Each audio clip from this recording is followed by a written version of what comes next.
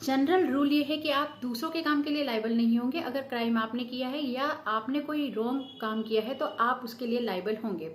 लेकिन टोर्ट में एक ऐसा रूल है जिसमें आप दूसरों के काम के लिए भी लायबल हो सकते हैं। तो उस रूल का जो नाम है, जो कॉन्सेप्ट है, उसको हम बोलते हैं वाइकेरियस लायबिलिटी। तो हे एवरीवन, मेरा नाम है सोना और आप देख रहे हैं बेसिक लॉ विद सोना विद टोर्ट की जो सीरीज चला रहे हैं वो। वाइकेरियस लायबिलिटी में कुछ लीगल रिलेशनशिप होते हैं जिसके लिए आप रिस्पॉन्सिबल होते हो। वो लीगल डिसाइड किए जाते हैं। जैसे कि मान लो कोई व्यक्ति अपना काम किसी और से करवाता है अपने बिहाफ पर, तो वो ऐसा माना जाएगा कि वो काम जो है मैंने किया है। तो ये जो लीगल रिलेशन है, ये इन दो कॉन्सेप्ट, इन दो मैक्सिम है, उस पर डिपेंड है। तो एक तो है कि रिस्पोंडेंट सुपीरियर और दूसरा ये वाला है। तो ये जो लीगल मैक्सिम है, इन पर ये डिपेंड है। तो इसका कहने का मतलब ये होता है कि अगर मालिक अपने सर्वेंट से काम करवाता है तो वो रिस्पॉन्सिबल होता है।